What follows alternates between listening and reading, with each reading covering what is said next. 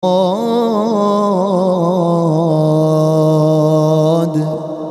والقرآن ذي الذكر بل الذين كفروا في عزة وشقاق كم أهلكنا من قبلهم من قرن فنادوا ولا تحين مناص وعجبوا أن جاءهم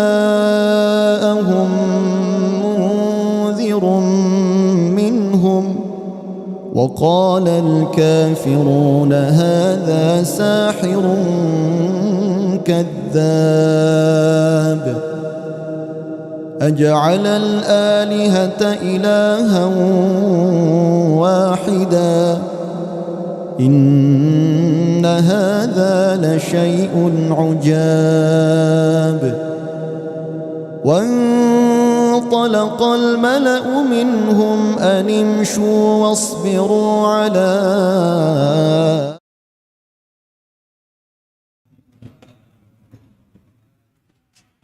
إن الحمد لله نحمده ونستعينه ونستغفره ونعوذ بالله من شرور أنفسنا ومن سيئات أعمالنا من يهده الله فلا مضل له ومن يضلله فلا هادي له أشهد أن لا إله إلا الله وحده لا شريك له وأشهد أن محمدا عبده ورسوله وصفيه من خلقه وخليله أدى الأمانة وبلغ الرسالة ونصح للأمة وكشف الله به الغمة وجاهد في الله حق جهاده حتى أتاه اليقين وتركنا على محجة بيضاء ليلها كنهارها لا يزيغ عنها إلا هالك اللهم فصل وسلم وزد وبارك وأنعم وكرم ومجد على عبدك ورسولك محمد صلى الله عليه وعلى آله وصحبه وسلم وقال عز وجل يا أيها الذين آمنوا اتقوا الله حق تقاته ولا تموتن إلا وأنتم مسلمون وقال عز من قائل يا أيها الذين آمنوا اتقوا الله وقولوا قولا سديدا يصلح لكم أعمالكم ويغفر لكم ذنوبكم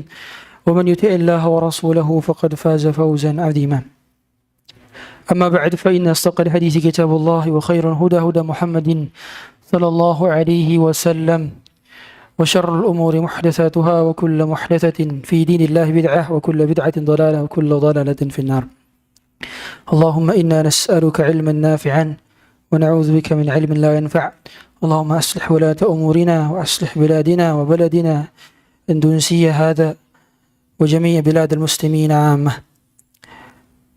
Hadirin hadirat Allah Azza wa Jalla, hari ini dan hari-hari ini serta zaman-zaman ini adalah zaman-zaman di mana kita semakin mendekat kepada hari kiamat. Dan Nabi sudah sabdakan 14 abad yang lalu, la ya'ti zamanun illa walladhi ba'dahu syarru min. Tidaklah datang sebuah waktu, sebuah zaman kecuali setelahnya lebih buruk daripada sebelumnya. Kecuali zaman tersebut lebih buruk lagi, lebih buruk lagi, lebih buruk lagi. Semakin zaman menjauh dari zaman nubuat, zaman kenabian, maka zaman tersebut akan semakin rusak orang-orangnya. Semakin banyak fitnah yang merajalela. Di hari-hari ini, boleh jadi kita menyaksikan gonjang-ganjingnya dari berbagai macam hal yang dirasakan oleh umat Islam di Indonesia khususnya dan di seluruh dunia. Permasalahannya bukan keadaan. Permasalahannya bukan sekadar musibah dunia. Permasalahannya adalah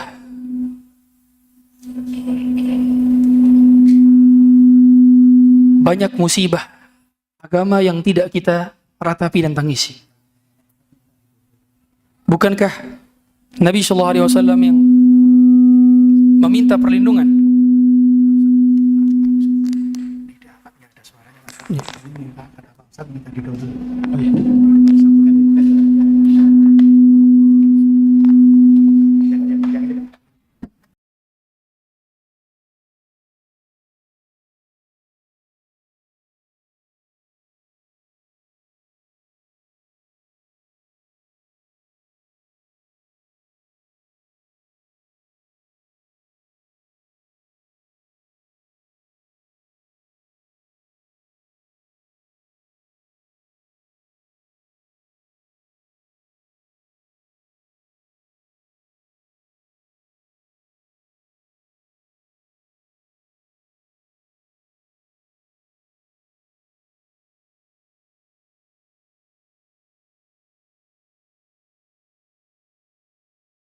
ditangisi, tapi musibah agama tidak kita tangisi.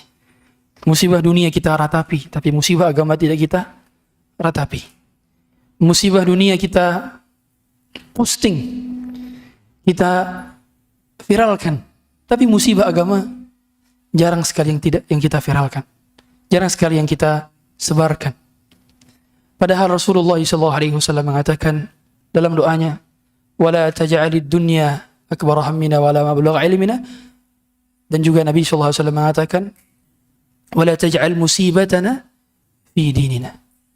Jangan kau jadikan dunia, ya Allah, sebagai puncak harapan dan ambisi kami, serta puncak ilmu kami, dan janganlah engkau jadikan musibah kami di atas agama kami. Betul, harga naik adalah musibah, tapi telat bangun subuh, musibah jauh lebih besar.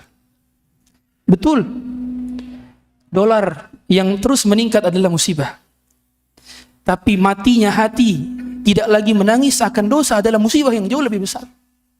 Betul, kondisi ekonomi yang kian hari kian memburuk adalah musibah. Tetapi tidak terpautnya hati ke masjid bagi seorang laki-laki adalah musibah yang jauh lebih besar. Kemana musibah-musibah itu kita tidak tempatkan? Kemana? Yang padahal satu waktu yang luput dari ketaatan kepada Allah, dia adalah musibah yang jauh lebih besar daripada hilangnya harta kita, hilangnya anak kita, hilangnya pasangan kita. Karena seandainya kita mengisi dengan ketaatan, musibahnya sebentar di dunia, akan bertemu kembali dengan surga bersama mereka. Adapun apabila kita mengisinya dengan kemaksiatan, luput dari ketaatan, waktu tidak bisa terulang, zaman tidak bisa terganti, masa tidak bisa kembali. Lalu kenapa kita tidak menangisi itu? Mengapa kita tangisi justru adalah hal-hal yang Allah sudah jamin kepada kita.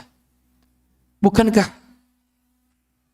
dikatakan oleh seorang salaf, seandainya seharga 1 biji gandum, seharga 1 dinar, maka aku tidak peduli.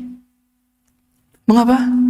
Karena Rabb yang menciptakan kita telah menjamin rezeki kita. Jadi seandainya harga 1 gandum, 1 dinar itu seharga 4,25 gram emas. Kalikan saja 1 gram sekarang 2,5 juta, dikali 4,25. Katakan 8 sampai 10 juta. 1 gandum, 1 butir gandum. Atau lebih masuk di akal kita, 1 butir beras. Seharga 10 juta. Bagi mereka, itu pun telah dijamin rezekinya. Karena Allah Ta'ala yang mengatakan, "Fis sama'i rizqukum wa ma tu'adun." Rezeki kalian berada di langit dan telah tertuliskan. Maka fitnah yang mencederai agama kita jauh lebih besar. Dan kita layak untuk berlindung kepada fitnah, berlindung kepada Allah dari fitnah. Sebagaimana Nabi sallallahu alaihi wasallam berdoa, "Allahumma inni a'udzubika minal fitani ma dhahara minha wa ma batan." Ya Allah, aku berlindung kepada Engkau dari fitnah yang nampak maupun yang samar-samar. Sehingga fitnah ada yang nampak kelihatan dan yang tidak nampak jauh lebih banyak. Yang samar-samar jauh lebih banyak. Itulah mengapa Nabi sallallahu alaihi wasallam menyuruh kita untuk sibuk beramal soleh.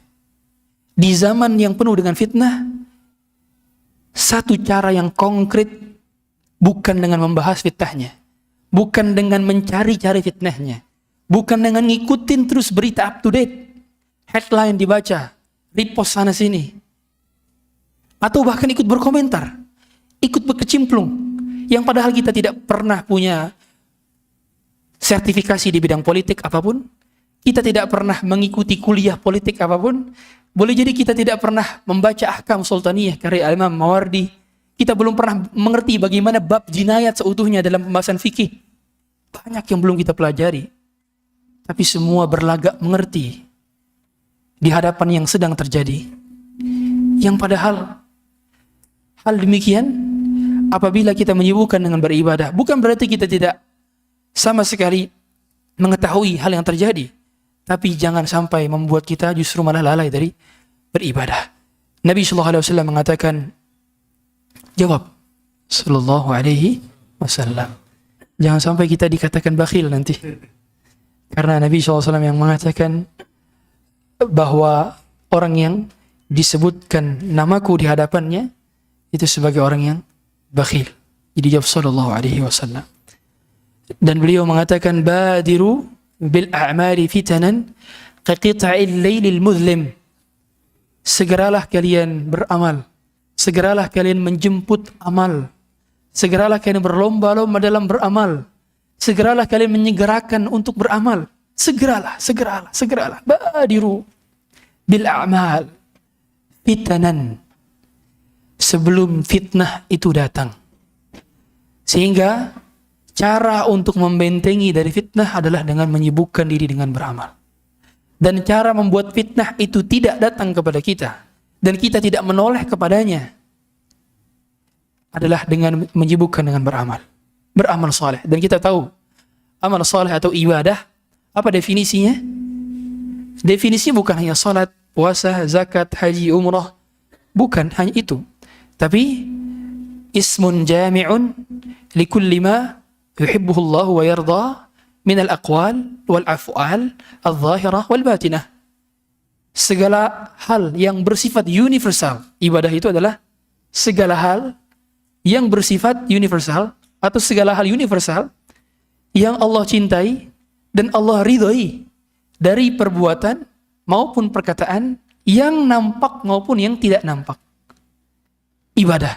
Itulah definisi ibadah. Sibukkan dengan beramal soleh, sibukkan dengan beribadah.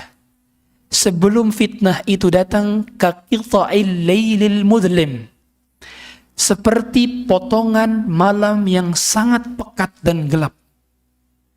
Ini kata Nabi sallallahu alaihi wasallam. Mengapa dikatakan seperti potongan?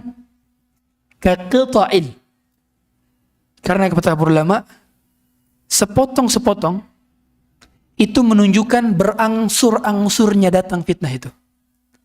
Jadi dia itu tidak datang dalam keadaan sekaligus, tapi sepotong, chunk by chunk, part by part, terus terpotong, datang sedikit demi sedikit. Selesai satu isu, besok datang isu yang lain. Selesai satu headline, besok datang headline yang lain.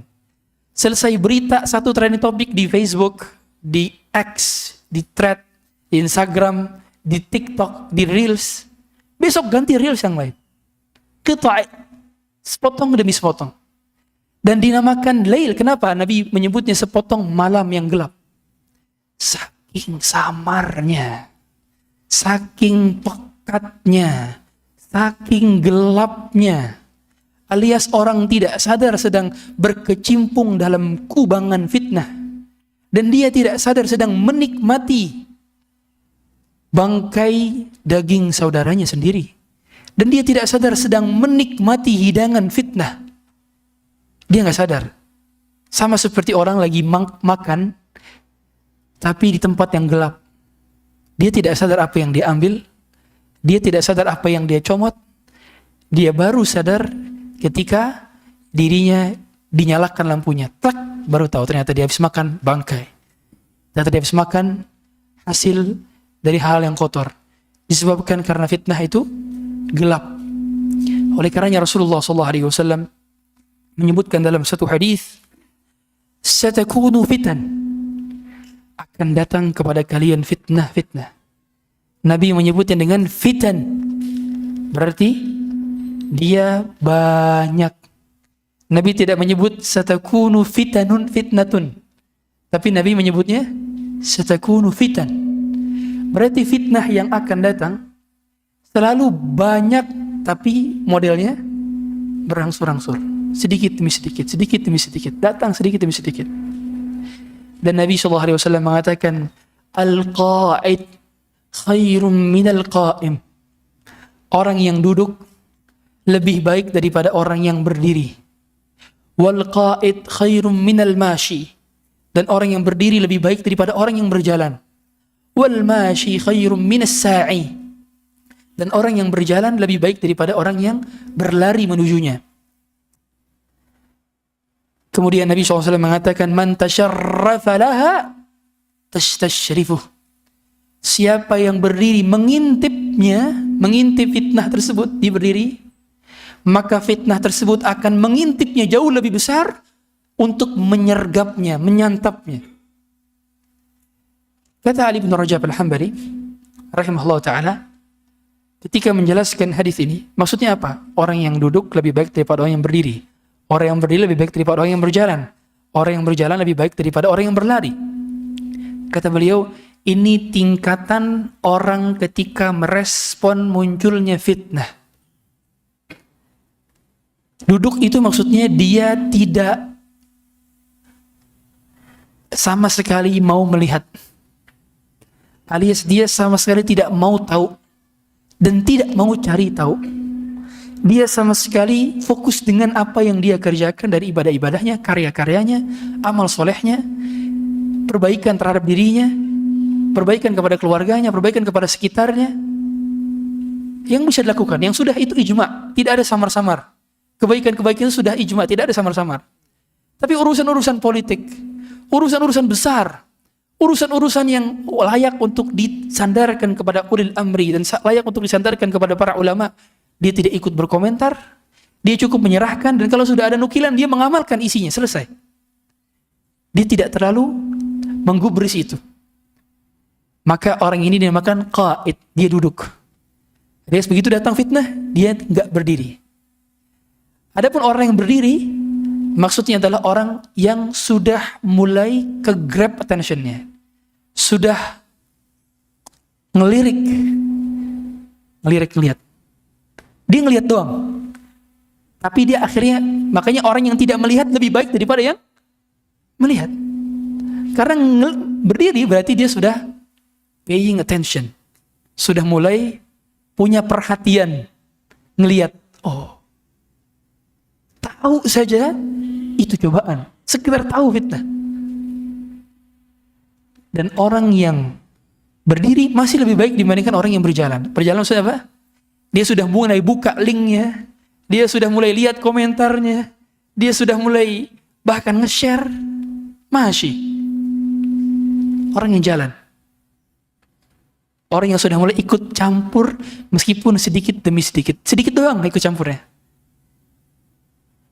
Dan orang yang berlari itu maksudnya adalah orang yang ikut campur, orang yang buat konten.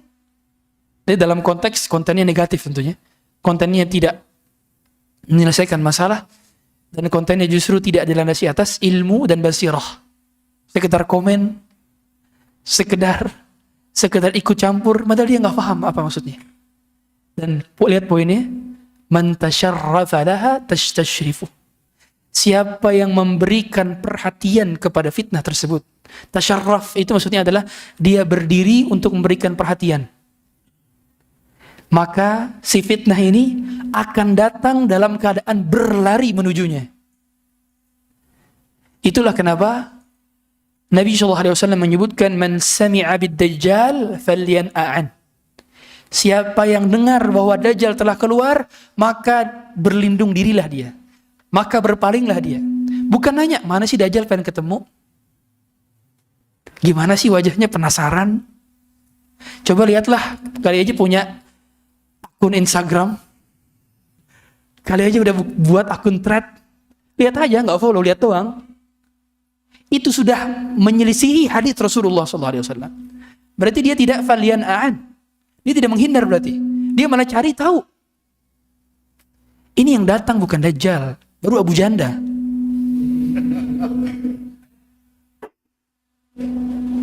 Yang datang bukan Dajjal, tapi baru para perusak-perusak Islam dari tokoh-tokoh yang sangat banyak.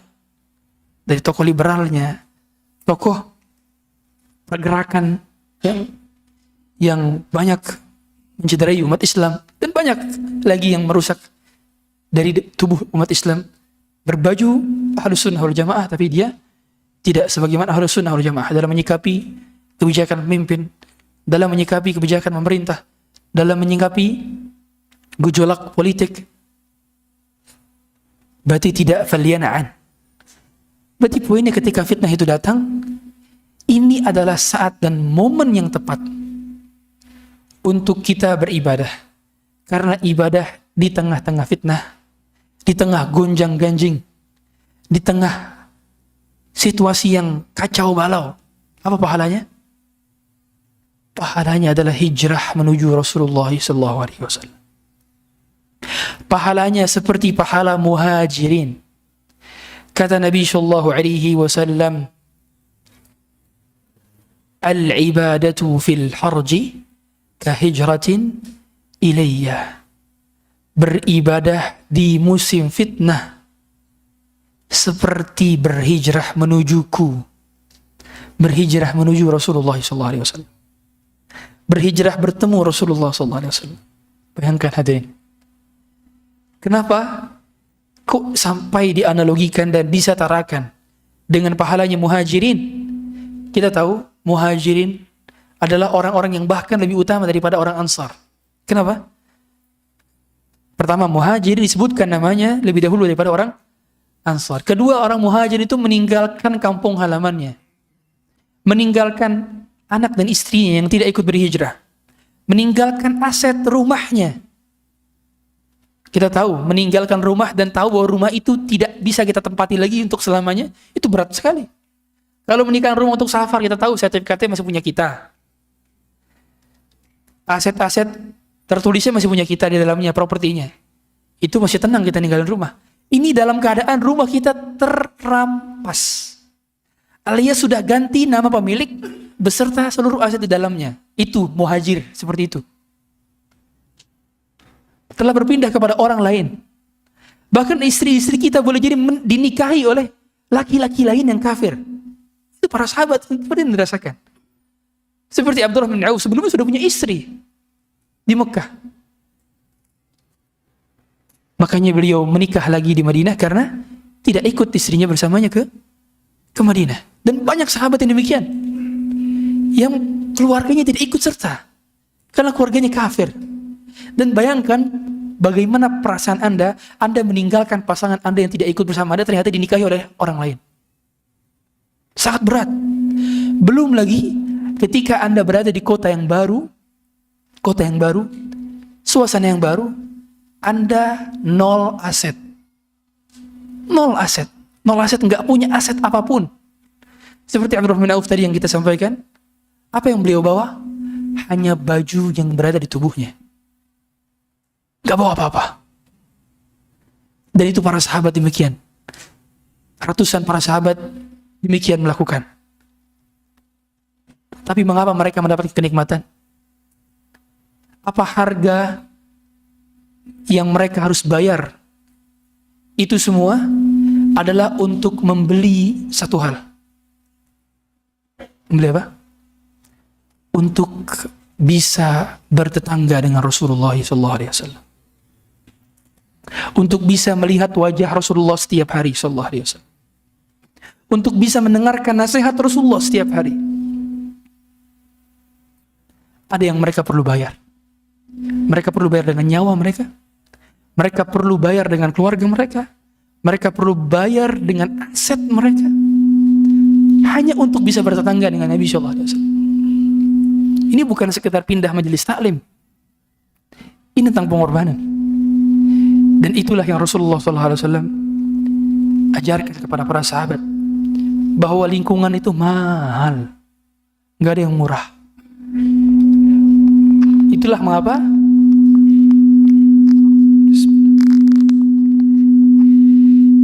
hijrahnya seseorang yang kita tahu di zaman Bani Israel, ada seseorang yang berhasil membunuh 99 nyawa. Kemudian ditanyalah seorang ahli ibadah, ternyata jawabannya salah. Apakah taubat saya diterima? Dia katakan, taubatmu tidak mungkin diterima. Dibunuh juga, genaplah 100. Lalu dia bertemu dengan seorang ahli ilmu, dan ahli ilmu ini mengatakan, taubatmu bisa diterima asalkan syaratnya kau pergi ke tempat orang-orang baik berada. Maka di tengah perjalanan dirinya ternyata meninggal dunia. Saat diukur jaraknya, ternyata jaraknya lebih dekat sejengkal dari tempat di mana dia akan menuju dibandingkan jarak sebelum dia berangkat. Ini kan peristiwa hijrah, konteksnya adalah hijrah tempat. Dan lihatlah, dengan kondisi itu Allah mengampuni dosanya dan masukkan ke dalam surga. Poinnya adalah orang yang berhijrah itu perlu mendapatkan lingkungan yang baik. Orang yang berhijrah tidak bisa berada di circle lama, gak bisa berada di komunitas yang lama. Dia butuh lingkungan yang baik, dan itu perlu dibayar dengan harga yang mahal. Punya lingkungan teman-teman yang saleh itu mahal. Tadi saya dengar ada yang dari Depok, Tangerang, Cianjur. Subhanallah. Barangkali mereka kesini hanya untuk bertemu dengan antum, teman-teman solehnya. Mereka perlu membayar puluhan kilometer, bahkan mungkin ratusan kilometer. Karena kalau saya dari Jakarta tadi 90 kilometer. Kalau dari Cianjur saya nggak tahu berapa, nggak ada tol lagi, lebih jauh lagi. Dan itulah orang-orang Ansor. Apa yang orang-orang Ansor lakukan untuk bisa bertangga dengan Nabi Sallallahu Alaihi Wasallam? Mereka melindungi Nabi Sallallahu Alaihi Wasallam. Mereka melindungi buronan. Karena kita tahu Rasulullah adalah buronan. Buronan siapa? Orang kafir Quraisy. Yang konsekuensinya melindungi buronan berarti siap dieksekusi juga. Berarti mereka mempersiapkan nyawa mereka hanya untuk bertetangga dengan Nabi Sallallahu Alaihi Wasallam. Mahal. Bahkan teman-teman di sini boleh jadi ada sebagian yang tahu, grup membership untuk masuk di kalangan elit, grup doang, jadi membernya doang, yang cuman ketemu say hello, itu bisa bayar puluhan miliar. Jadi membernya doang. Klub, sebuah klub bisnis elit yang bisa satu grup sama Elon Musk, Jeff Bezos, Mark Zuckerberg, itu ada grup-grupnya, grup elit. Dan untuk bisa masuk itu ada harus bayar membershipnya. Itu orang rela bayar segitu supaya bisa satu circle dan punya kontak WhatsApp-nya Jeff Bezos, Elon Musk. Ini contoh saja. Kenapa? Karena lingkungan itu mahal. Maka di antara cara penjagaan fitnah, selain kita beramal soleh, adalah dengan menjaga lingkungan. Terus berdoa kepada Allah. Apa doa yang disampaikan oleh Nabi Yusuf? Ketika dirinya sudah punya kekayaan, sudah punya jabatan, apa doa terakhirnya Nabi Yusuf? Tawaffani musliman wa alhiqni bis salihin. Ya Allah, matikanlah aku dalam keadaan muslim dan pertemukanlah aku dengan orang-orang saleh. Kapan terakhir kita minta kepada Allah, ya Allah, pertemukanlah aku dengan orang-orang saleh? Kapan? Itu poin. Mulai hari ini dan seterusnya, mintalah kepada Allah agar dijumpakan bertemu dengan orang-orang saleh. Dengan orang saleh. Karena orang saleh melihat wajahnya saja, kita sudah termotivasi untuk beramal. Karena ada senyuman yang dia mengamalkan sunnah Nabi Sallallahu Alaihi Wasallam. Tabassumuka fi wajhi akhika laka sadaqah. Salamnya, dia sudah niatkan untuk menyenangi hati sesama muslim. Bahkan dia ketika ketemu, dia nggak cuma ketemu, dia ngasih hadiah juga. Mengamalkan hadis Nabi Sallallahu Alaihi Wasallam, tahabu. Bahkan ketika sudah masuk waktu sholat, dia ingatkan kita untuk sholat. Gak ada ruginya. Kita masih ingat juga, di zaman Nabi SAW ada orang yang ikut kajian beliau, gak nyatet, gak niat hadir, hanya karena temannya ikut kajian. Nabi mengomentari orang ini. Nabi SAW katakan, hum qaumun la yashqa fihim jalisum. Mereka adalah orang yang gak pernah merugi, punya teman seperti ini. Bayangkan, punya teman yang hobinya ikut kajian, gak rugi sama sekali. La yashqa fihim jalisum. Bahkan seandainya kita punya teman seperti itu, kita gak niat kajian, cuman sekedar karena ada teman kita di situ, ikutlah. Nggak merugi, alias untung berarti. Nggak merugi berarti kan minimal ya BEP atau untung. Break-even point atau untung. Nggak rugi. Betapa banyak circle pertemanan kita membawa kita kepada kerugian. Minimal rugi waktu. Rugi waktu. Yang kedua rugi apa? Rugi karena dapat dosa. Ada dosa ghibah di dalamnya. Ada dosa fitnah. Belum lagi ada dosa berkomentar terhadap hal-hal yang bukan bidangnya. Belum lagi ada dosa mencela sesama teman dengan hinaan fisik, hinaan keluarga, dan sebagainya. Rugi berteman. Ada orang yang rugi berteman. Kata Nabi, orang yang punya teman suka ikut kajian berarti mereka adalah orang yang tidak pernah merugi. Oleh karenanya kita mengetahui hadis Nabi SAW juga, beliau pernah mengatakan sampai 3 kali, beliau ulangi 3 kali. Innas sa'ida laman junnibal fitan. Innas sa'ida laman junnibal fitan. Innas sa'ida laman junnibal fitan. Wa man ibtuliya fasabara fawahan. Sesungguhnya orang yang bahagia adalah orang yang dijauhkan oleh Allah dari fitnah. Orang yang bahagia adalah orang yang dijauhkan oleh Allah dari fitnah. Orang yang bahagia adalah orang yang dijauhkan oleh Allah dari fitnah. Pertanyaannya, mengapa Rasulullah SAW mengatakan junniba? Junniba itu berarti pasif. Dia dijauhkan, bukan menjauhi. Nabi bisa saja mengatakan SAW, inna sa'ida laman ijtanabal fitan. Bisa. Ijtanaba itu artinya kita menjauh. Kalau junniba artinya kita dijauhi. Kenapa Nabi justru SAW mengatakan junniba bukan ijtanaba? Karena hal yang paling mempengaruhi kita dijauhi dari fitnah adalah pertolongan Allah. Bukan semata-mata kuatnya benteng kita, kuatnya proteksi kita. Bahkan boleh jadi ada orang yang gak punya sosial media sama sekali, dia masih bisa terfitnah. Bisa jadi terfitnah. Boleh jadi orang hidup di dalam circle yang sangat badui, dalam konteks dia gak tahu teknologi, dia masih punya potensi terfitnah. Karena fitnah bisa jadi karena wanita, bisa jadi karena harta, bisa jadi karena jabatan, bisa jadi karena hal-hal yang terlihat sederhana. Oleh karenanya berdoa untuk dijauhkan dari fitnah adalah doa yang dianjurkan di tahiyat akhir kita. Bagaimana doa di akhir-akhir? Allahumma inni a'udzubika. Siapa yang hafal? Saya kasih hadiah. Nah, ini ada hadiah. Mau hadiah real apa rupiah?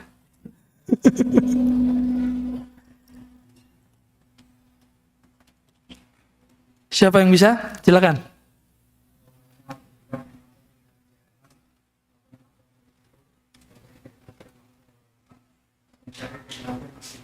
Barakallahu fiik. Betul, rupiah aja ya. Dalam rangka menguatkan rupiah di mata global, maka saya berbagi rupiah.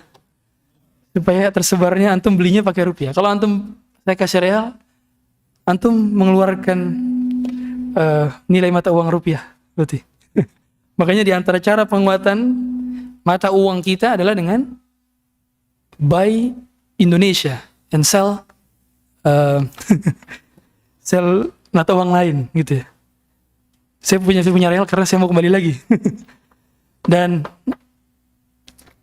benar tadi apa yang dikatakan, kita berlindung kepada Allah dari fitnah api neraka jahanam.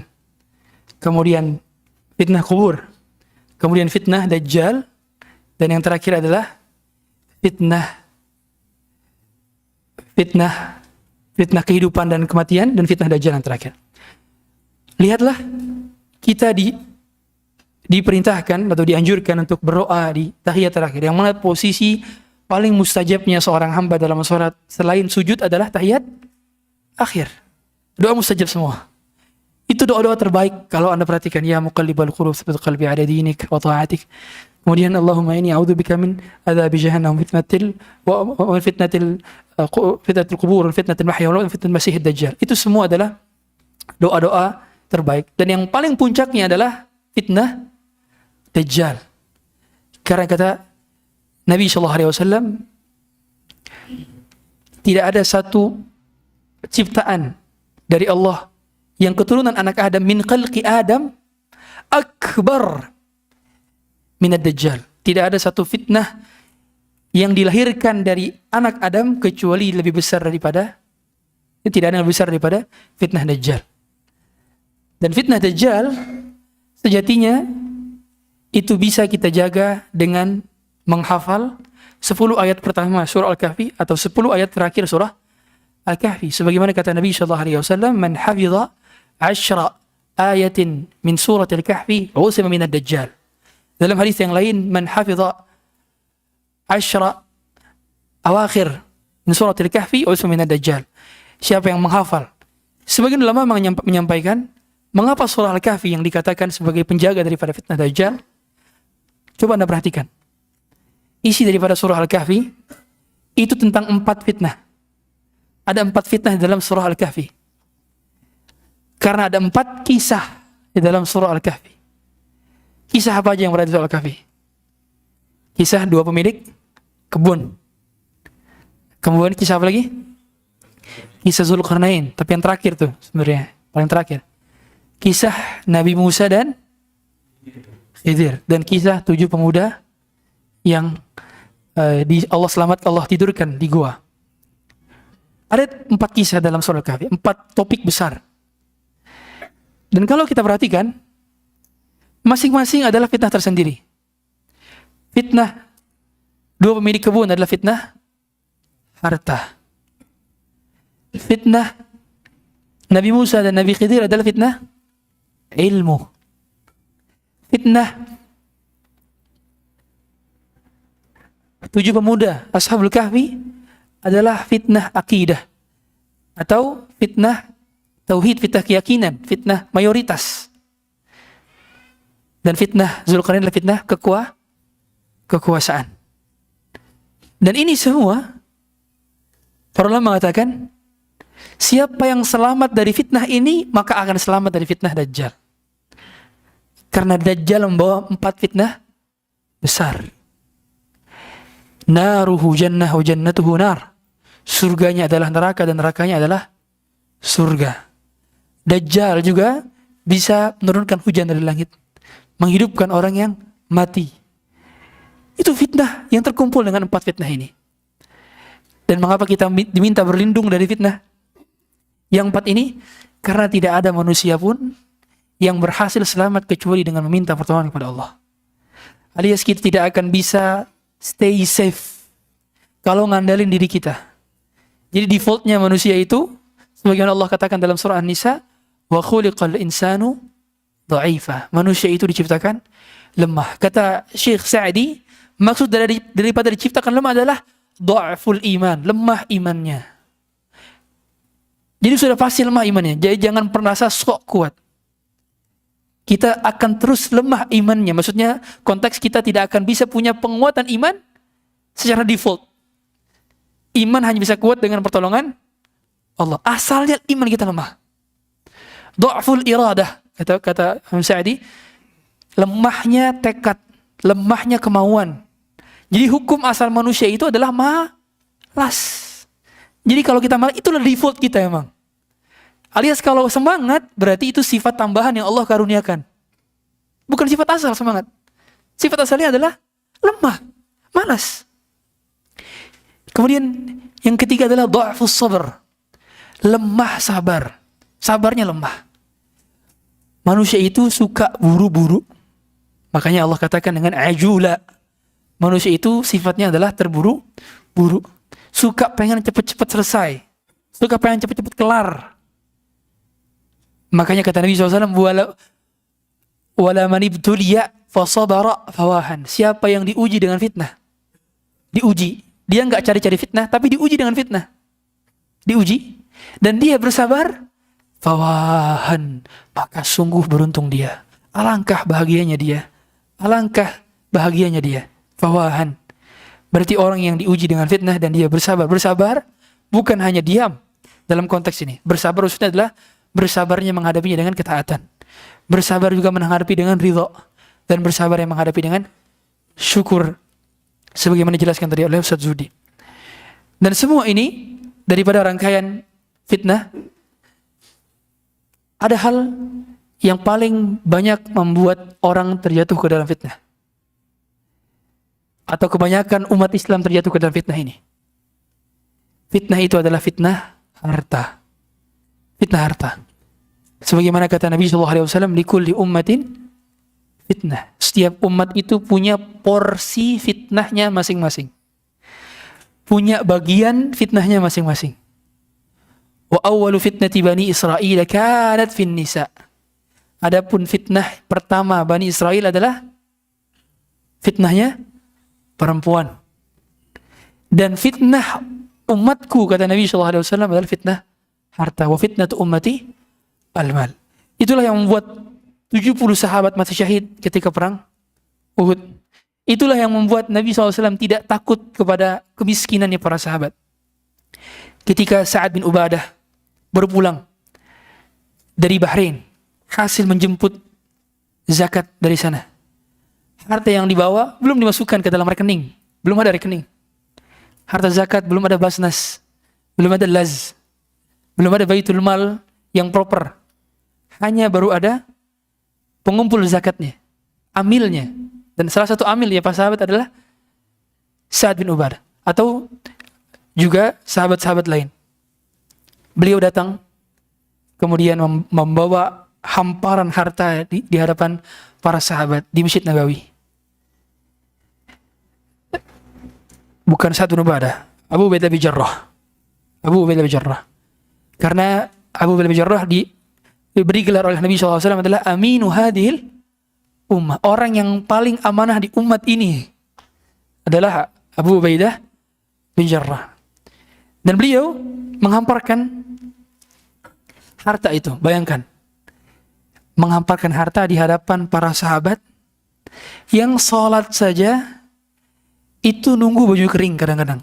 Karena sebagian sahabat, mereka hanya, atau bukan sebagian, mayoritas sahabat ketika itu hanya punya satu helai pakaian.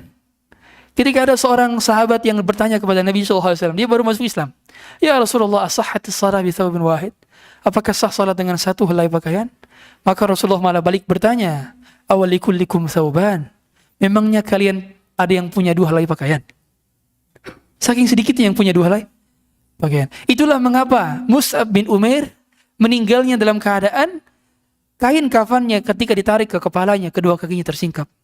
Kalau ditarik kepada kakinya, maka kepalanya tersingkap. Karena dimakamkan dengan satu helai pakaian saja. Satu helai pakaian saja. Bahkan sampai ada dalam bahasan fikih itu, hal yang membuat saya sedih ketika mengulang materi ini, adalah tata cara menggunakan satu helai pakaian digunakan untuk sholat. Kenapa saya nggak bisa relate? Karena hari ini udah nggak bisa relate. Hari ini semua orang berpakaian. Betapa banyak pakaian kita di lemari kita. Dan kita bisa gonta-ganti pakaian. Sedangkan sahabat dulu, satu helai pakaian mereka hanya memakainya. Bayangkan, mereka adalah kaum yang jarang sekali kenyang. Sebagaimana kata Ibunda Aisyah atau kata Abdullah bin Umar, Ma syabi'na illa ba'da fathi Khaybar. Kata Abdullah bin Umar, kita belum pernah merasakan kenyang, atau lebih tepatnya kita belum ngerti bagaimana rasanya kenyang kecuali setelah penaklukan Khaybar. Sahabat belum pernah makan kenyang kecuali setelah tahun ke-7 Hijriah. Karena Fatu Khaybar tahun ke-7. Berarti di Madinah mereka lapar itu sudah menjadi kebiasaan sehari-hari. 7 tahun mereka di Madinah mereka lapar. Itu belum diakumulasikan dengan di Mekah, di mana Rasulullah SAW pernah diboikot, klannya Bani Hashim tidak boleh memakan hasil apapun dari pendapatan di orang-orang Mekah kecuali hanya rumput-rumput berduri dan kasar di dedaunan akasia. Tahu daun akasia? Daunnya itu berduri, hadirin. Bayangkan kalau dimakan, tenggorokan sudah pasti berdarah. Berapa lama? 3 tahun. 3 tahun. Sedangkan Mereka baru saja melihat ada hamparan harta yang dibentangkan di hadapan mereka. Nabi melihat para sahabat tersenyum, melihat pemandangan ini. Maka Nabi SAW mengatakan, abshiru, berilah kabar gembira. Wa amillu ma yasurrukum, berharaplah apa yang seperti kalian harapkan, yang membuat kalian bahagia. Wallahi, demi Allah, mal faqra akhsha alaikum, bukan kefakiran yang aku khawatirkan kepada kalian, bukan kemiskinan yang aku khawatirkan atas kalian. Karena Nabi pun SAW berdoa, Allahumma ahyini miskinan wa amitni miskinan. Ya Allah, hidupkanlah aku dalam keadaan miskin dan matikanlah aku dalam keadaan miskin. Tidak ada yang salah dengan kemiskinan. Sekedar kemiskinan tidak ada yang salah. Lalu Nabi SAW mengatakan, walakinni akhsha, tapi yang paling aku khawatirkan adalah antubsata lakumud dunya, dibentang luaskan dunia di hadapan kalian. Fatanafasuha, dan kalian berlomba-lomba untuk merebutnya. Kalian berlomba-lomba untuk mengejarnya. Kalian berlomba-lomba untuk memangsanya.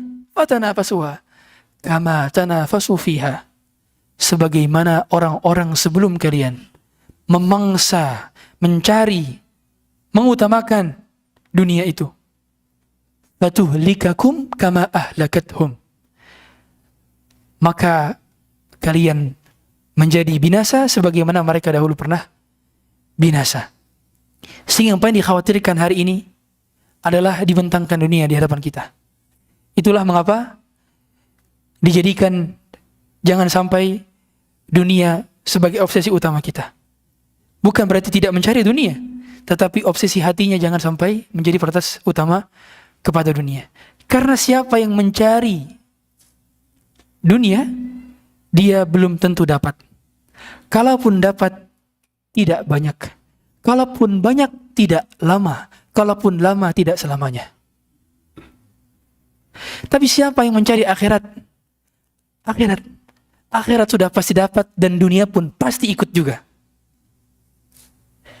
Dan sudah pasti lama, sudah pasti banyak, sudah pasti kekal abadi selama-lamanya. Itulah sabda Rasulullah SAW yang beliau mengatakan, man kanatid dunya hammah, siapa yang jadikan dunia itu sebagai obsesi utamanya, ja'ala faqrahu baina ainaihi, Allah akan jadikan kefakiran selalu berada di pelupuk matanya. Seolah dekat sekali di pelupuk mata. Takut terus, besok makan apa? Takut terus, nanti gimana anak-anak kalau saya meninggal? Takut terus, takut, ada ketakutan. Ketakutan belum bisa kebeli ini, belum bisa kebeli itu.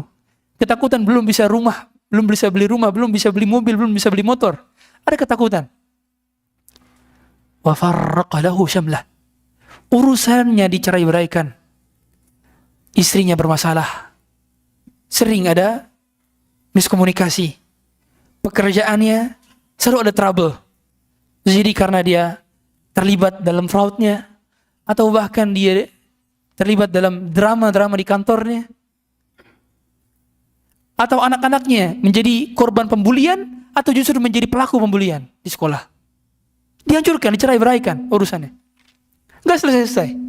Dari satu masalah ke masalah lain, cerai-berai. Padahal dia sudah mengeluarkan effort semua untuk itu. Walam ta'tihi dunya illa ma qaddara lah.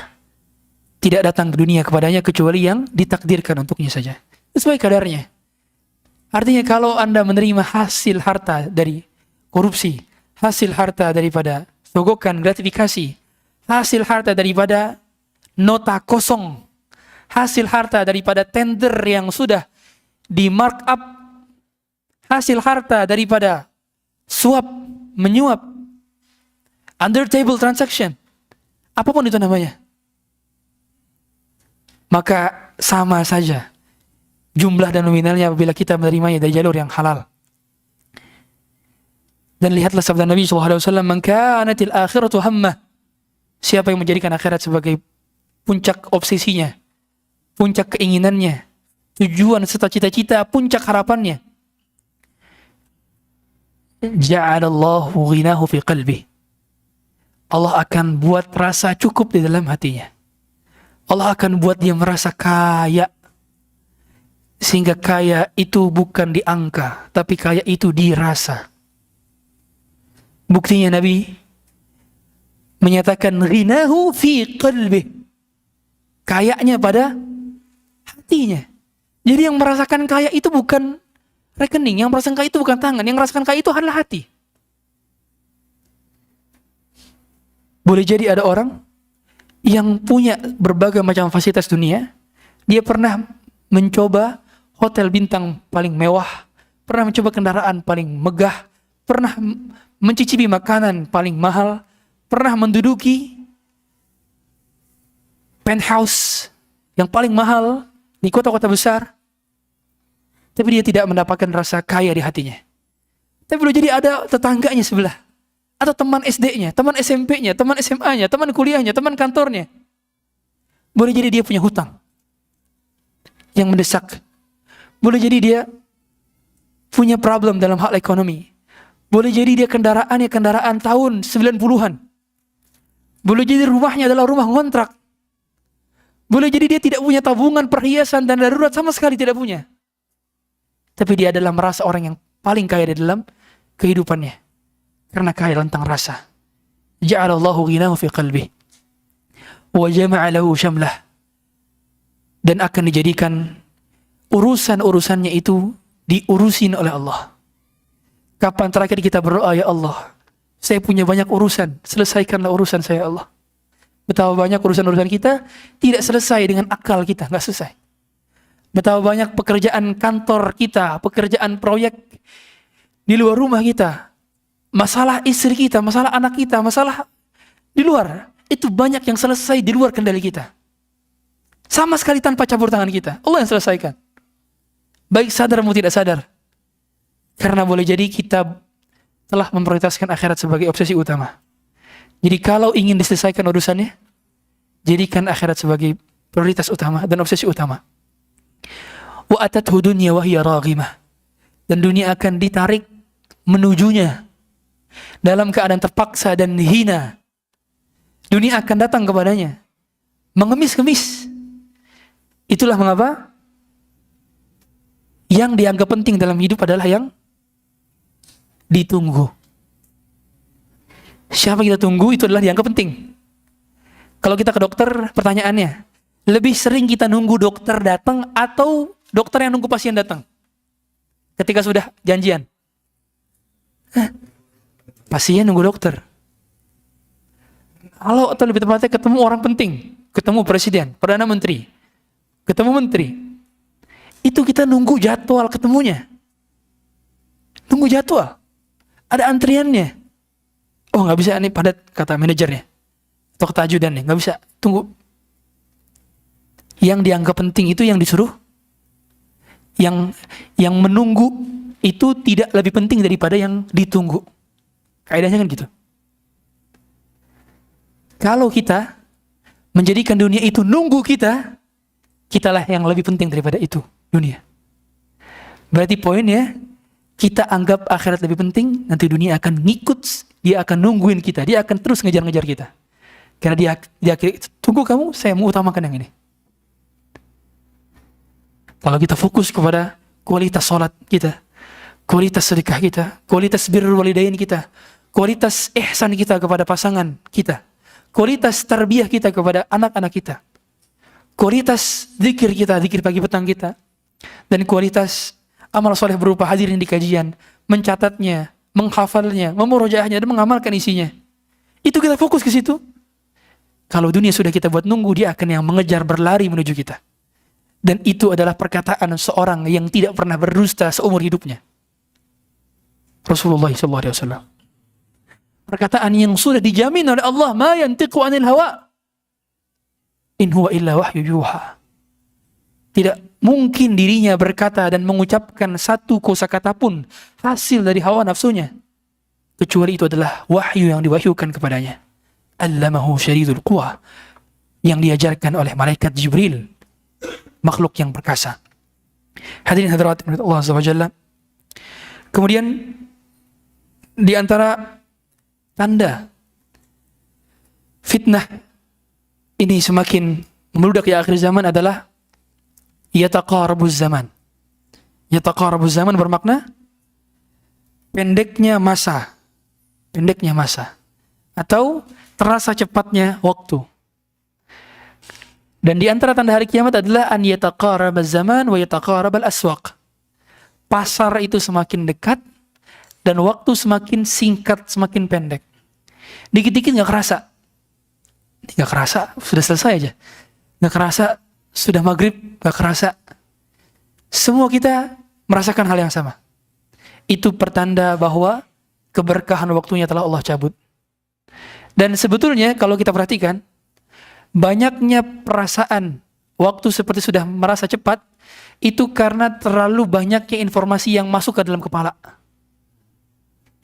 Coba sedikitkan informasi yang masuk ke dalam kepala. Bukan ilmu, tapi informasi. Karena tidak semua informasi bernilai ilmu. Tapi kalau ilmu sudah pasti bernilai informasi yang bermanfaat. Informasi, segala hal kita lihat, status orang kita lihat, tontonan yang orang buat kita lihat, semua yang kita lihat. Semua grup kita lihat, semua chat kita lihat, semua kita anggap penting. Kita akan ngerasa bahwa waktu itu semakin singkat. Karena harta yang paling mahal di zaman sekarang, setelah iman dan amal soleh, atau dalam konteks digital adalah attention. Harta yang paling mahal yang dimiliki oleh manusia digital hari ini adalah atensi. Semua brand, semua akun, semua pihak berusaha untuk mencuri perhatian kita. Semua orang berusaha untuk mencuri perhatian kita. Itulah mengapa salah satu goldnya di zaman ini, emasnya di zaman ini adalah big data, database. Semua perusahaan itu jadi database. Bahkan rela bayar miliaran rupiah untuk punya database. Itulah kenapa kalau kita daftar, ikut pelatihan, seminar, pelatihan apapun, suka ada data diri yang, dan tidak sedikit dari mereka yang menjual data database itu kepada orang lain. Kalau tidak amanah. Data dijual, nomor telepon, alamat, umur, kesukaan, kegemaran, semua dijual. Untuk apa? Menjadi target sasaran marketing agar tepat. Dan itu untuk apa? Supaya kita bisa ngelihat iklan, alias atensi kita tercomot dari adanya iklan. Semakin banyak atensi kita teralihkan, semakin kita merasa waktu kita kurang. Waktu kita 24 jam yang sama. Tapi mengapa kita tidak hafal 200.000 hadis seperti Imam Bukhari? Waktu kita sama 24 jam. Tapi mengapa kajian sehari cuma sekali? Tidak seperti Imam Nawawi yang 12 kali kajian sehari semalam. Imam Nawawi, waktu kita sama 24 jam. Tapi mengapa kita tidak sama menulisnya kita satu kitab atau satu karya tidak sama seperti berkahnya Syekhul Islam. Beliau menulis Aqidah Wasithiyah hanya dari asar ke maghrib. Asar ke maghrib berapa jam? 2-3 jam. Tapi berkahnya sampai sekarang. Hampir setiap kurikulum university yang berakidah Ahlussunnah wal Jamaah ala manhaj salaf, kurikulumnya adalah Aqidah Wasithiyah. Minimal untuk menengah ke atas. Untuk level menengah ke atas. Dan itu hanya ditulis dari asar ke maghrib. Dan betapa banyak kitab-kitab beliau menuliskan di penjara. Ratusan karya. Dan masih banyak lagi yang belum termanuskripkan dengan baik. Masih banyak lagi karya yang hilang. Itu yang kelihatan di hadapan kita. Kenapa tidak sama? Karena dicabutnya keberkahan. Dan keberkahan waktu itu sangat bergantung dengan dekatnya kita kepada Quran. Quran sudah menjadi kaidah umum. Kaidahnya para ulama. Kalau ada waktu kita yang tidak berkah, cek lagi hari itu bagaimana muamalah kita sama Quran. Cek. Pasti ada yang kurang dari muamalah dan interaksi kita dengan Quran. Boleh jadi tidak dibaca, tidak ditadaburi. Lihat. Jadi kalau ingin hari kita berkah, mulailah dengan Quran. Itulah mengapa bangun tidurnya Rasulullah SAW dan sebelum menutup malamnya, itu kalau kita perhatikan, ada ayat-ayat Quran yang dibaca. Seperti beliau ketika bangun tidur membaca inna fi khalqis samawati wal ard wa ikhtilafil laili wan nahar ayatin ulil albab alladzina yadhkuruna Allaha qiyaman wa qu'udan. Itu kan potongan ayat Quran. Yang kalau kita lihat juga beberapa hadis Nabi SAW, ada beberapa surat yang beliau baca sebelum tidur yang sesuai dengan hadis sahih. Memulai hari dengan Quran dan menutup hari dengan Quran. Itu kunci keberkahan waktu. Dan kunci jauh dari fitnah berupa dicabutnya keberkahan waktu. Dan hal yang paling membuat jihad kita di zaman ini, tentu jihad kita berbeda-beda. Ada jihad yang sudah pakemnya sama, seperti jihad haji. Kemudian sebagaimana kata Nabi SAW, afdalul jihad hajjun mabrur. Sebaik-baik jihad adalah haji yang mabrur. Ada jihad berupa berbakti kepada kedua orang tua. Kata Nabi SAW, fafihima fajahid. Maka untuk orang tuamu lah kalian berjihad. Ada jihad dalam sisi menuntut ilmu agama. Ada jihad juga. Nabi SAW yang mengatakan man kharaja fi talabil ilmi fahuwa fi sabilillahi hatta yarji'a. Siapa yang keluar menuntut ilmu maka dia berada dalam jihad fi sabilillah sampai dia pulang ke rumahnya. Jihad beragam. Tapi bila boleh dikatakan hari ini yang menjadi bagian daripada jihad adalah jihad sosial media. Dalam konteks jihad, kalau kita tidak memiliki kebutuhan untuk memiliki itu, sebaiknya dihapus. Jihad untuk mengurangi interaksi kita dengan orang secara maya. Kalau nggak perlu. Mengurangi tontonan, mengurangi pengetahuan kita terhadap hal-hal yang sedang viral. Ini adalah jihad tersendiri. Dan ia termasuk ke dalam bagian daripada hadis Nabi SAW. Nabi SAW pernah mengatakan, yushiku an yakuna khaira malil muslim ghanamun yatba'u syi'afal jibali wa mawaqi'il qatar yafirru bidinihi minal fitan. Dalam sebuah hadis sahih riwayat Muslim, Nabi SAW mengatakan, hampir saja harta yang paling berharga, harta yang paling baik untuk kalian di akhir zaman adalah kalian punya kambing yang kalian tempati, kalian urusi, kalian gembalai di puncak-puncak bukit dan puncak-puncak gunung dan di tempat-tempat turunnya air hujan. Yafirru bidinihi minal fitan. Yang dia lari membawa agamanya, khawatir tertimpa fitnah. Alias menjadi pertanda bahwa apa yang dilakukan oleh orang dalam konteks ini, orang yang punya gembalanya, kambingnya di atas bukit, di atas gunung. Kalau dalam konteks zaman dulu, itu kan dia susah akses berita-berita viral di kota. Ya kalau sekarang selama masih ada Starlink, masih dapat sinyal. Tapi poinnya adalah berarti menghindari hiruk pikuk dunia dan segala hal berita-berita viralnya. Berita-berita yang membuat banyak fitnah. Kemudian, kenapa kambing? Karena salah satu hewan yang paling berkah adalah kambing. Nah, bukan sapi Nabi sebut. Nabi sebut ghanam. Pertama, kambing itu adalah salah satu hewan yang paling low cost dan low maintenance. Pengembala tahu di sini. Yang pernah punya kambing dan punya peternakan kambing tahu. Low cost dan low maintenance kambing atau sapi? Kambing. Ngurus kambing tidak seribet ngurus sapi. Yang kedua, kalau kambingnya kita tahu makan di mana, rumput di mana, alias berarti dagingnya terhindar dari syubhat. Kalau kita makan dia, sembelih dia, kita makan daging yang terbebas daripada syubhat. Sekarang saya tanya, siapa yang bisa jamin 100% yang kita beli makanan dari orang, dari luar, dari pasar, kita bisa jamin yang jual itu sholat lima waktu, yang jual sembelihnya baca bismillah? Nggak ada yang bisa jamin. Nggak ada. Ya meskipun itu halal pada akhirnya secara umum, karena hakikatnya adalah muslim semua yang menyembelih. Tapi poinnya, betapa banyak perpindahan harta ke harta, muamalah transaksi itu pasti ada syubhat.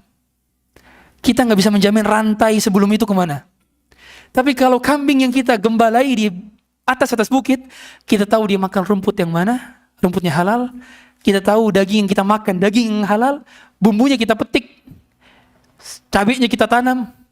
Hampir semuanya adalah makanan yang halal. Akhirnya membuat kita khusyuk ibadahnya, fokus dalam beribadah kepada Allah, serta mudah tersentuh hatinya karena semuanya adalah halal. Dan lihat konteksnya adalah yafirru bidinihi minal fitan. Mereka adalah orang yang membawa lari agamanya khawatir kena fitnah. Gimana? Jadi sudah punya cita-cita semua siap? Tinggal di daerah pegunungan punya kambing? Ya. Iya, itu hadis Nabi, benar. Apabila dikatakan secara literal, benar. Para ulama mengatakan demikian. Dan itu sebaik-baik harta. Jadi sebaik-baik harta di akhir zaman bukan punya Bitcoin, bukan punya NFT, bukan punya cryptocurrency, bukan punya emas yang berlimpah, bukan punya aset di Pondok Indah, di Kemang, di Menteng, atau daerah di sini di mana? Kalau di Purwakarta, atau di Bandung, di Dago. Bukan itu harta terbaik di akhir zaman. Harta terbaik di akhir zaman kambing. Berbahagialah para peternak kambing. Minimal Anda sudah masuk ke dalam bagian punya kambing, tinggal di desa, tinggal di pegunungan ini saja. Pindah. Cari lokasi di Lembang lah. Tapi poinnya adalah yafirru bidinihi minal fitan. Konteksnya adalah dia ke sana bukan cuma menikmati slow living. Karena boleh jadi ada orang pindah dari kota ke desa cuma pengen slow living. Slow living di mana saja sama kalau kita tidak beribadah kepada Allah. Nggak ada gunanya. Hatta Anda mau slow living di Madinah, kalau tiap hari kerjaannya maksiat atau ke warung kopi saja, nggak ada faedah di sana. Karena dahulu ada seseorang yang pernah menjadi muridnya Rasulullah SAW, ikut kajian kepada Rasulullah SAW, masuk Masjid Nabawi, tinggal bertangga dengan Nabi SAW. Tapi ternyata masuk neraka. Siapa? Abdullah bin Ubay bin Salul, tokoh munafik. Beliau kan tetangga sama Nabi, rumahnya nggak jauh beda dari rumah Nabi SAW. Ikut kajian Nabi SAW, salat bersama Nabi. Kalau terlihat orang doang, subuh dan isya tidak salat. Tapi poinnya, tinggal di Madinah tidak membuat dia naik.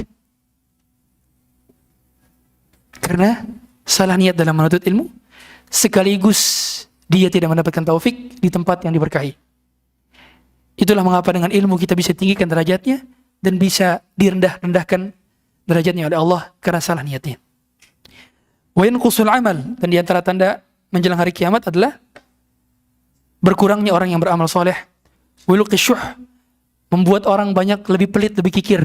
Dan kalau kita lihat semakin mendekat kepada hari kiamat, maka orang semakin pelit karena merasa mereka punya banyak kebutuhan. Akhirnya perlu beli ini, nanti saja sedekahnya, nanti saja hajinya, nanti saja umrahnya. Saya belum bangun rumah, saya belum beli iPhone terbaru, saya belum beli motor terbaru, saya belum mobil sport terbaru. Semua dituruti. Akhirnya menjadi orang semakin pelit. Wa tadharul fitan, dan munculnya fitan-fitan, wa yakthurul haraj, dan banyaknya kehimpitan dalam kehidupan.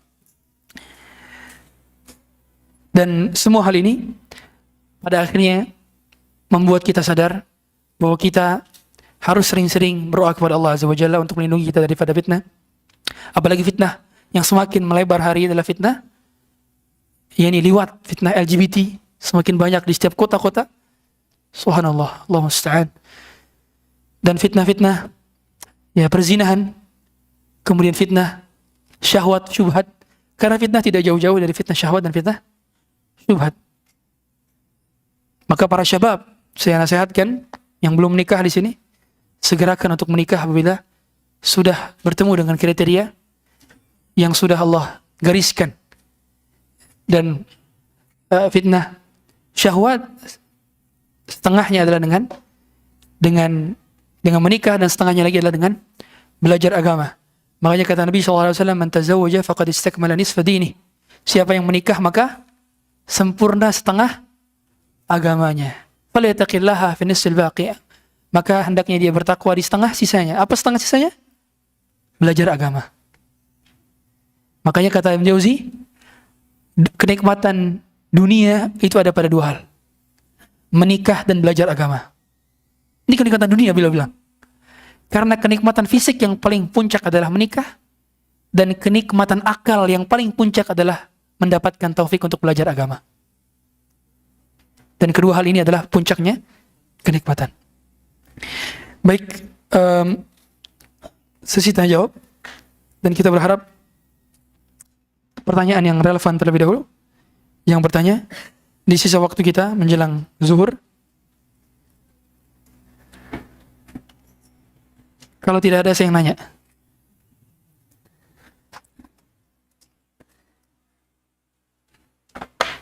Silakan, angkat tangan yang mau bertanya.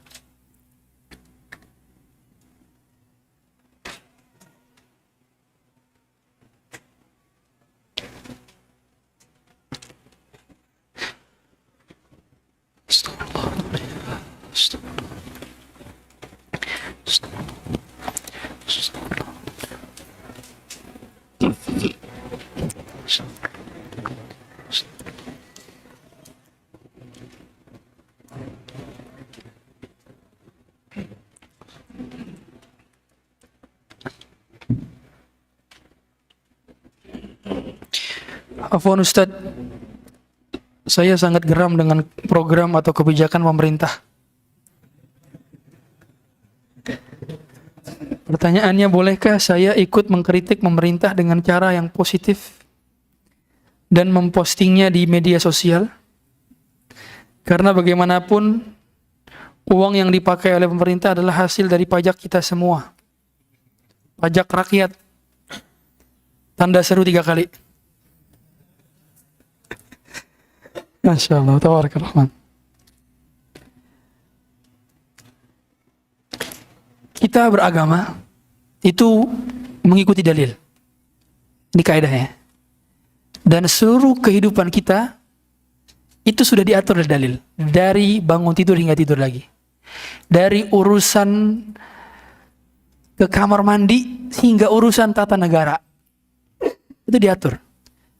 Makanya dahulu ketika Salman Al-Farisi itu ditanya oleh seorang Yahudi, hal 'allamakum nabiyyukum kulla syai'in? Apakah nabi kalian mengajarkan segala hal? Sampai dalam urusan ke kamar mandi? Kata beliau, ajal. Ya.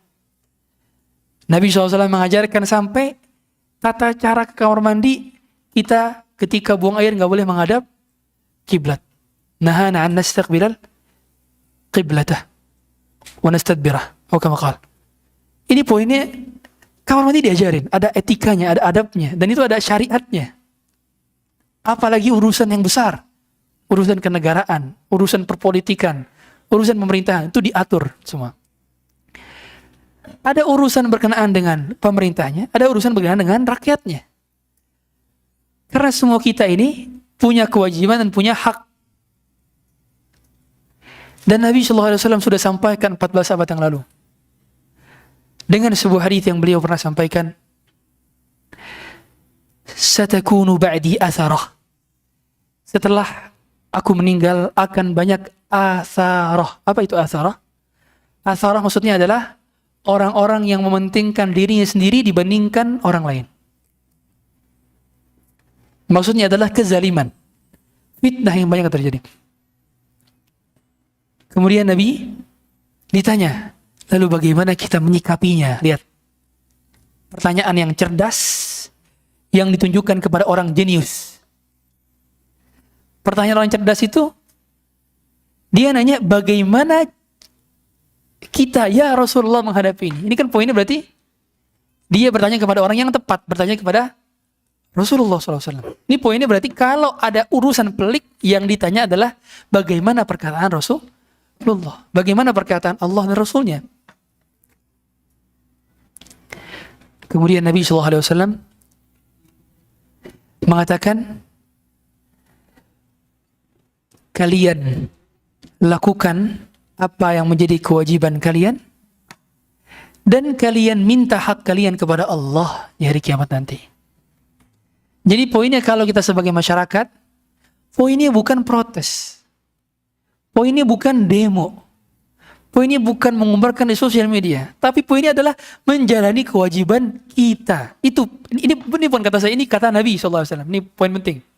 Saya tidak berkata sesuai dengan kapasitas saya, bukan siapa-siapa. Nabi yang layak kita ikuti. Satu-satunya person yang tidak pernah salah selain Nabi dan Rasul lainnya juga. Tu'adduna ma alaikum wa tas'alunallaha alladzi lakum. Itu kata Nabi SAW. Ini kaidah penting. Kalian menjalani kewajiban kalian yang telah diwajibkan untuk kalian. Kita punya kewajiban pakai helm kalau pakai motor. Kita punya kewajiban dalam konteks ini adalah menjaga peraturan dan tata tertib. Tidak boleh melanggar lalu lintas. Banyak peraturan-peraturan negara yang telah diatur dan tidak menjadi syariat. Dan itu wajib kita taati dan ikuti, karena ketaatan kepada ulil amri hanya wajib ditaati apabila tidak menyelisihi ketaatan kepada Allah dan Rasul sallallahu alaihi wasallam. Dan itu poin Nabi sallallahu alaihi wasallam. Kita fokus menjalani apa yang menjadi kewajiban kita. Dan kewajiban kita bukan hanya kepada negara saja. Kita punya kewajiban kepada diri sendiri tentang amalan harian, kewajiban kepada keluarga, kewajiban kepada istri, kewajiban kepada anak, kewajiban kepada orang tua, kewajiban kepada karyawan, kewajiban kepada atasan. Banyak kewajiban kita. Tu'adduna ma alaikum wa tas'aluna Allah alladzi lakum. Dan kalian minta kepada Allah hak-hak kalian yang tidak ditunaikan oleh orang lain kepada kalian. Mintanya kepada Allah. Jadi solusinya bukan dengan protes. Bukan protes, tapi mintanya kepada Allah.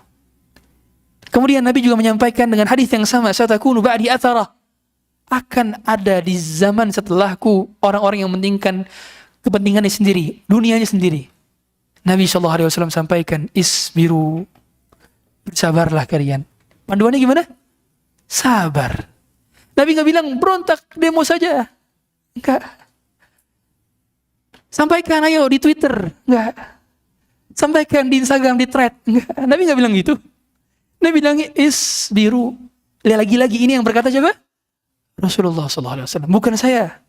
Bukan ustadz-ustadz. Yang berkata Rasulullah SAW, isbiru. Sabarlah kalian. Ustadz, kalau sabar berarti kita diam aja pasrah. Kata siapa sabar berarti pasrah? Sabar itu kata kerja. Berarti kalau sabar berarti kita tetap bekerja. Berarti kan gak protes. Berarti gak nasehatin. Nasehatin itu beda porsi lagi. Ada cabang lain lagi. Dan nasehatin itu ada tata caranya lagi. Jangankan nasehatin pemerintah. Saya tanya, kita nasehatin murid sama nasehatin guru sama apa beda caranya? Beda. Jangankan nasehatin murid guru, nasehatin anak pertama yang sudah kuliah sama nasehatin anak terakhir yang TK, beda apa sama? Beda. Apalagi urusan nasehatin pemerintah. Beda lagi, nggak bisa disamakan. Kalau nasehatnya saja ada tata caranya, ada pesan yang disampaikan itu harus sesuai, apalagi metodologinya, apalagi waktunya, apalagi timingnya. Ustaz, tapi kan semuanya nggak bisa punya kemampuan untuk menasihati secara langsung. Ya berarti tidak wajib atas kita untuk menasihati, selesai. Berarti urusannya yang bisa kita lakukan saja. Kan la yukallifullahu nafsan illa usaha. Kan kita nggak terbebani kecuali atas apa yang telah Allah bebankan kepada kita. Kalau memang belum jadi beban kita, ya sudah serahkan kepada yang mampu. Pokoknya begitu. Ingat, ini urusan pelik. Banyak sekali kaum muslimin yang terjebak dalam urusan-urusan besar seperti ini. Akhirnya Allah cabut nikmat aman. Demi Allah, nikmat aman adalah nikmat yang paling berharga bagi sebuah bangsa dan negara. Yang dicari hari ini, Anda tahu? Yang dicari orang-orang di Sudan, yang dicari orang-orang di Libya, yang dicari orang-orang di Venezuela. Itu mereka negara-negara yang punya sumber daya alam minyak salah satunya terbesar di dunia. Tapi punya konflik keamanan. Warga negaranya perang saudara. Karena kenapa? Dulunya memberontak kepada pemerintah. Akhirnya nikmat keamanan dicabut. Dan nggak usah jauh-jauh, lihat lagi bagaimana flashback dulu Indonesia. Dari pergantian satu pemerintah kepada pemerintah lain. Ketika diawali dengan pemberontakan, keadaannya secara kumulatif menjadi lebih buruk. Dan itulah kenapa sabar itu bukan hanya menghadapi keluarga, anak-anak, tapi juga dalam menghadapi hal-hal yang pelik seperti ini. Kalau kita nggak mengikuti anjuran Nabi, ya sudah, berarti kita tidak benar-benar murni bermanhaj salaf. Kita tidak benar-benar murni menisbatkan kita kepada ahlu sunnah. Berarti ahlu sunnah dalam bidang sholatnya saja, ahlu sunnah dalam bidang puasanya saja, tapi bukan ahlu sunnah dalam hal menghadapi pemimpin. Itulah mengapa setiap kali majelis-majelis ilmu yang saya dapati di Arab Saudi, hampir setiap majelis itu, baik di pembukaan maupun di penutupan, itu selalu isinya adalah mendoakan kebaikan negeri, kebaikan pemerintahnya, kebaikan rakyatnya. Dan tidak semua majelis isinya doa untuk pemerintah, enggak semua. Kalau di Indonesia, maksudnya ya. Dan ini harus kita biasakan. Dan saya harap jemaah semua juga terbiasa untuk mendoakan kaum muslimin di setiap waktu-waktu mustajab. Bukankah doa ketika khutbah Jumat adalah Allahumma ghfir lil muslimin wal muslimat? Doa ampun untuk kaum muslimin dan muslimat. Bahkan termasuk yang juga didoakan oleh khatib adalah Allahumma aslih ulata umurina. Ya Allah, berilah perbaikan kepada para pemerintah kami, para ulil amri kami. Karena kalau kita fokusnya mencela, kita tidak bisa memberikan perubahan apa-apa. Karena yang dapat mengubah keadaan, kalau keadaan kecil saja yang mengubahnya adalah Allah, apalagi keadaan besar, pelik, masyarakat, negara, bangsa, kita andalkan kepada diri kita, mustahil kita bisa melewatinya. Itulah mengapa jangan sampai kita andalkan diri kita yang terbatas. Allahu a'lam. Semoga Allah menjaga dan merahmati Ustaz, keluarga, dan para jemaah yang hadir hari ini. Amin ya rabbal alamin. Apa izin bertanya Ustaz, apa ciri-ciri seorang suami yang sudah bertaubat dari selingkuh?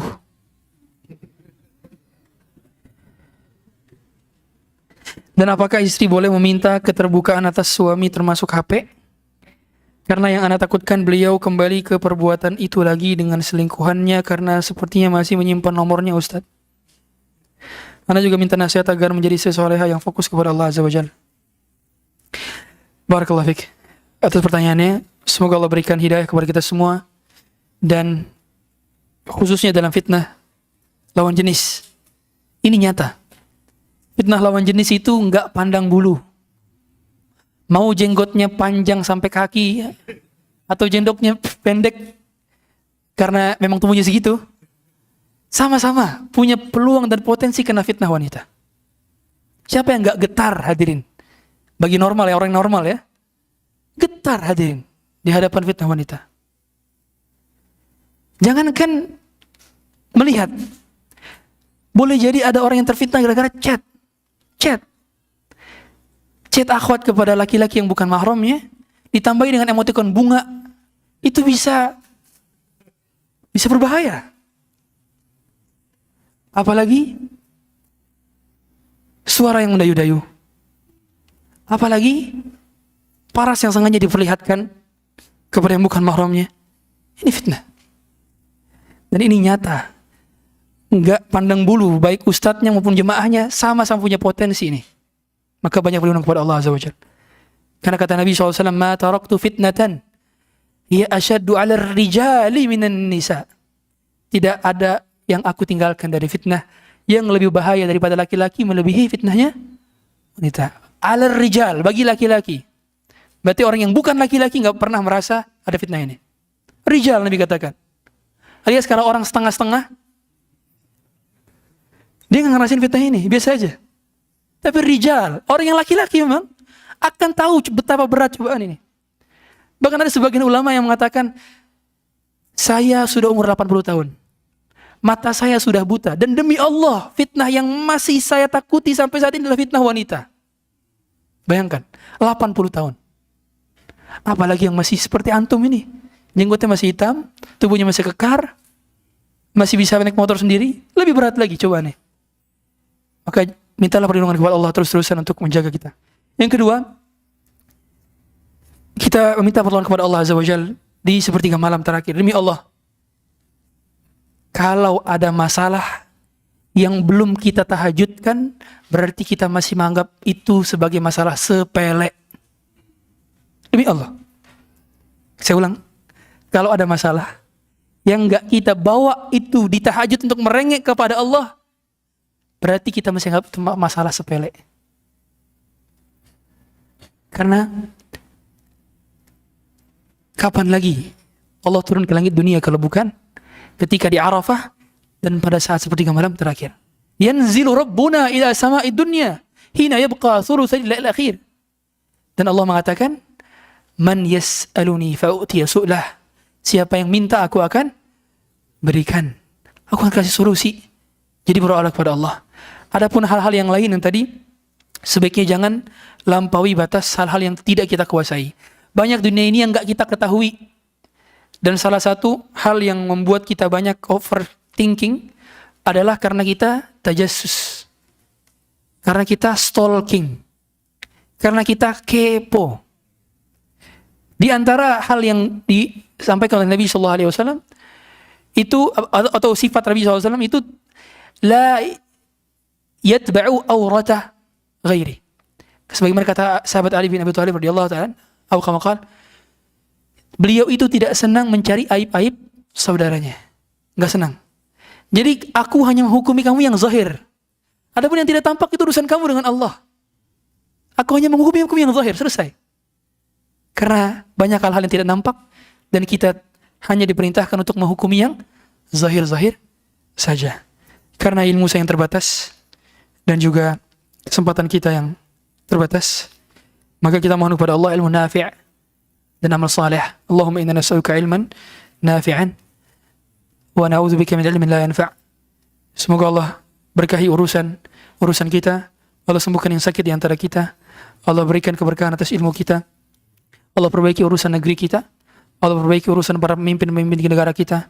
Allah perbaiki urusan rakyat-rakyatnya. Allah terima taubat dan amal-amal kita. Allah jadikan amal soleh mendekatkan kita kepada surganya dan dijauhkan kita daripada kemaksiatannya. Kita tutup dengan doa kafaratul majlis. Subhanakallahumma bihamdik, asyhadu an la ilaha illa anta, astaghfiruka wa atubu ilaik.